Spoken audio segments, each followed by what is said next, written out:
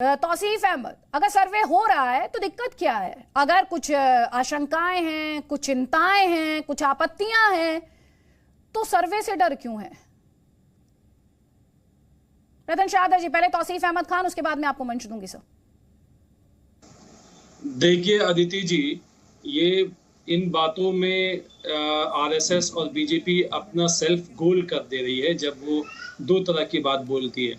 एक तरफ तो कहते हैं कि मदरसा से जो है आतंकवादी पैदा होते हैं, मदरसा को तोड़ देना चाहिए, और तोड़ भी देते हैं, जा करके बुलडोजर चला देते हैं। फिर दूसरी तरफ कहते हैं कि नहीं, हम तो मदरसा में बिल्डिंग अच्छा बना देंगे, मदरसा में इलेक्ट्रिसिटी ला देंगे, मदरसा में मॉडर्न एजुकेशन दे देंगे, मदरसा में फंडिंग दे देंगे। तो देखिए, ये सेल्फ गोल वाली बात हो जाती है। इससे समझ में आती है कि वे कितने बड़े हिपोक्रेट हैं। अभी थोड़ी देर पहले दाढ़ी टोपी लगा करके अपने आप को इस्लामिक स्कॉलर बोलने वाले ने एक सर्टिफिकेट दे दिया कि भाई उत्तर प्रदेश सरकार की जो है नियत बहुत अच्छी है, वो हमें मदद करना चाहती है, हमें मॉडर्नाइज करना चाहती है मदरसों को। तो उन्हें तो इस बात पे भी तर्क उठाना चाहिए कि ये सरकार ने जो सर्वे करने का बात किया है वो तो इसी बेसिस पे किया है कि यहाँ पे आतंकवाद पैदा होते हैं।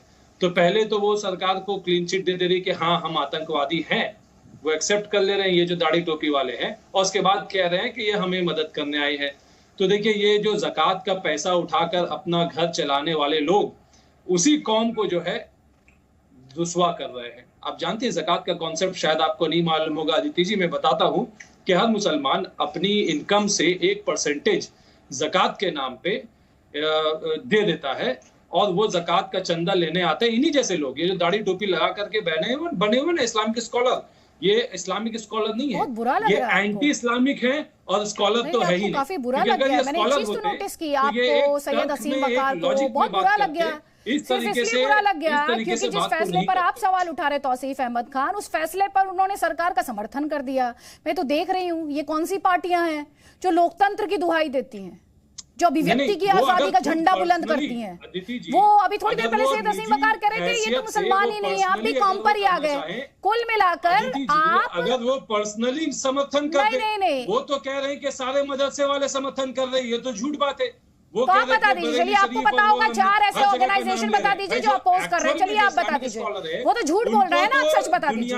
आप बताइए, सच बताइए, आप जल्दी से बताइए। इस्लामिक स्कॉलर है, देखिए जाके बरेली शरीफ में। अरे आप बताइए ना, कौन से 4 ऐसे संगठन हैं जो इसे अपोज कर रहे हैं, कहाँ इसे अपोज किया जा रहा है, बताइए, नाम बताइए। दाढ़ी टोपे वाले जो ढोंगी आ जाते हैं टीवी में बैठ करके लोगों को गुमराह करते हैं, उन्हें जो है अपनी बातों को तर्क, चलिए आपके पास तर्क नहीं है, आपसे बार बार पूछ रही हूँ, नाम गिना दीजिए 4, आप नहीं गिना पा रहे, आप नहीं गिना पा रहे, कोई बात नहीं। इस समय यूपी सरकार में मंत्री दानिश अंसारी हमारे साथ है। दानिश जी, बहुत बहुत स्वागत है। आपने देखा किस तरह से आज पूरे दिन सियासत गर्म रही है। सवाल ये उठाया असदुद्दीन ओवैसी ने कि दरअसल इन मदरसों का ये सर्वे भर नहीं है, ये तो मिनी एनआरसी है।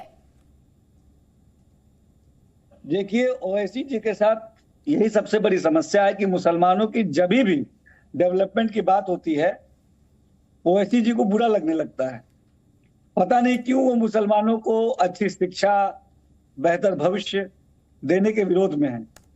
इस सर्वे के बारे में उनको स्पष्ट मालूम है कि ये सर्वे जो गैर मान्यता प्राप्त मदरसे हैं, वो हमारे छात्रों को क्या सुविधा मुहैया करा रहे हैं, इस बारे में सर्वे है। अगर हमारा मुस्लिम जो नौजवान है, जो छात्र है, वो वहां शिक्षा प्राप्त करना है तो वो कैसी शिक्षा मिल रही है, जो मूलभूत सुविधाएं हैं, अच्छा फर्नीचर, पेयजल की व्यवस्था, शौचालय की व्यवस्था, इंफ्रास्ट्रक्चर जो है प्रॉपर होना चाहिए, ये चीजें है कि नहीं है, टीचर्स अच्छे से पढ़ा रहे हैं कि नहीं पढ़ा रहे हैं, इन बातों के लिए सर्वे है, ताकि वहां पे जो सरकार की योजनाएं हैं, तो भविष्य में जब योजनाएं बने तब तमाम आंकड़े सरकार के पास मौजूद रहे, ताकि कोई भी विकास से अछूता न रहे। लेकिन दानिश जी ये एक तरह का परसेप्शन क्यों बनता जा रहा है? आप असदुद्दीन ओवैसी की बात कर रहे हैं, लेकिन ये परसेप्शन क्यों बनता जा रहा है कि बीजेपी या यूपी की जो सरकार है वो मदरसों के खिलाफ है? ये परसेप्शन क्यों बन रहा है? ये परसेप्शन आम मुसलमानों के अंदर कहीं नहीं है। ये ओवैसी जी हो गए या समाजवादी पार्टी के नेता हो गए, ये ऐसा परसेप्शन समाज में बनाने की कोशिश कर रहे हैं, क्योंकि इन्होंने हम मुसलमानों को हमेशा केवल एक वोट बैंक समझा है। और हमारे विकास के लिए, हमारी तरक्की के लिए कभी भी इन्होंने कोई ठोस काम नहीं किया है। आज जब योगी सरकार मुस्लिम नौजवानों के तरक्की के लिए, अच्छी शिक्षा के लिए और बेहतर भविष्य के लिए ईमानदारी से काम कर रही है, तो ये बात इन्हें नागवार इसलिए गुजर रही है कि इन्हें लग रहा है कि इनका वोट बैंक खिसक जाएगा। लेकिन आज का मुसलमान जागरूक मुसलमान है, ये जानता है कि उसके बेहतरी के लिए क्या अच्छी चीज है, इसीलिए वो पूरा विश्वास योगी सरकार पर रखते हुए हमारी नीतियों का समर्थन करता है और हम पूरी ईमानदारी से अल्पसंख्यक समाज के तरक्की के लिए काम करते हैं। लेकिन वो तो ये भी कह रहे हैं ना कि आप इन मदरसों का ही सर्वे क्यों करा रहे हैं? आप एक काम कीजिए, जितने सरकारी स्कूल हैं उनका सर्वे करा लीजिए। वो तो ये कह रहे हैं। सरकार हर जगह पूरी ईमानदारी से ग्राउंड लेवल पे काम करती है। बेहतर शिक्षा हमारा लक्ष्य है। अच्छी शिक्षा हमने अपने मुस्लिम यूथ को वादा किया था और इस वादे पे हम पूरी ईमानदारी से काम कर रहे हैं। और ओवैसी जी को मैं बताना चाहता हूं कि उनको भी मैं कहता हूं कि कोई अच्छी सजेशन हो तो उनको ये सजेशन देना चाहिए। नकारात्मक राजनीति से हटके उनको भी पॉजिटिव पॉलिटिक्स अब करना चाहिए। मुस्लिम यूथ को, जो हमारी महिलाएं हैं, उनके लिए सरकार जो योजनाएं चला रही है, इस योजनाओं की तारीफ उन्हें भी करनी चाहिए और उनको सजेशन देना चाहिए कि और अच्छा और इफेक्टिव हम इन योजनाओं को कैसे कर सकते हैं। आप कह रहे हैं लेकिन वो चीज नहीं रोल करेंगे। प्ले करना चाहिए। वो ये कह रहे हैं कि बीजेपी तो मुसलमानों को हैरेस कर रही है। वो ये कह रहे हैं कि ये जो आपका सर्वे है, दरअसल ये तो टारगेटिंग है, ये टारगेट किया जा रहा है मुसलमानों को।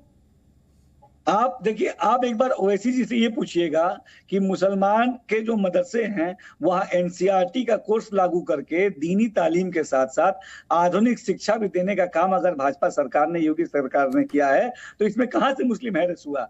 मुस्लिम अल्पसंख्यक बहुल क्षेत्रों में प्रधानमंत्री जन विकास के माध्यम से इंफ्रा डेवलपमेंट का काम अगर योगी सरकार ने किया है, तो इससे मुसलमान कहां हैरेस हो रहा है? हमारे मुसलमानों को रोजगार से जोड़ने का काम अगर योगी सरकार कर रही है, तो इससे मुसलमान कहां हैरेस हो रहा है? तो मुसलमान के डेवलपमेंट में ओवैसी जी को और समाजवादी पार्टी को दिक्कत होती है। लेकिन ये आज का मुसलमान जागरूक मुसलमान है, ये अपना भला जानता है, इसीलिए उसको योगी जी पे और मोदी जी पे भरोसा है। और हम ईमानदारी से दानिश जी वो कह रहे हैं ये तो फंडामेंटल राइट का वायलेशन है। वो बार बार आर्टिकल 30 का जिक्र कर रहे हैं। वो कह रहे हैं जो आर्टिकल 30 में कॉन्स्टिट्यूशन में, संविधान में राइट्स गारंटी किए गए, ये उसमें इंटरफेरेंस है। जिस आर्टिकल का, जिस कानून का वो जिक्र कर रहे हैं, उसी कानून में ये भी कहा गया है कि वो मदरसे खोल सकते हैं, लेकिन मदरसे के छात्रों को भी अच्छी एजुकेशन मिले, ये भी उसी कानून में कहा गया है। तो ये अच्छी शिक्षा सुविधा मिले, ये चीजें कौन से बताएगा? ये चीजें कौन देखेगा? सरकार अगर सकारात्मक मन से पहल कर रही है, अपने हाथ आगे बढ़ा रही है और एक कोशिश कर रही है कि हमारे मुस्लिम नौजवानों को अच्छी शिक्षा मिले, तो इससे उनको क्या दिक्कत है? उनको इससे दिक्कत नहीं होनी चाहिए। इस बात का उनको स्वागत करके और हम सबको मिलके, मैं तो कहता हूं सबको मिलके अपनी कम्युनिटी के तरक्की के लिए काम करना चाहिए। ये वक्त है कि हम सबको एकजुट होकर तरक्की की तरफ आगे बढ़ना चाहिए। दानिश जी, ये बताइए कि इस सर्वे की जरूरत आपको अब क्यों महसूस हुई? देखिए, उत्तर प्रदेश में मदरसा बोर्ड से एफिलिएटेड 16,513 मदरसे हैं। इसके अलावा हर जनपद में जो ऐसे मदरसे हैं जो गैर मान्यता प्राप्त है मदरसा बोर्ड से, तो अगर हमको उसकी जानकारी नहीं होगी तो हम कैसे योजनाओं का लाभ छात्रों तक पहुंचा पाएंगे? बड़ी संख्या में स्कॉलरशिप स्कीम्स गवर्नमेंट देती है, उन छात्रों तक कैसे स्कॉलरशिप स्कीम्स पहुंचेगी? उन छात्रों का विकास कैसे सुनिश्चित होगा? इन तमाम चीजों के लिए हम अगर कोई सार्थक कदम उठा रहे हैं तो इससे किसी को कोई समस्या नहीं होनी चाहिए। और हमने तो सबके साथ संवाद करके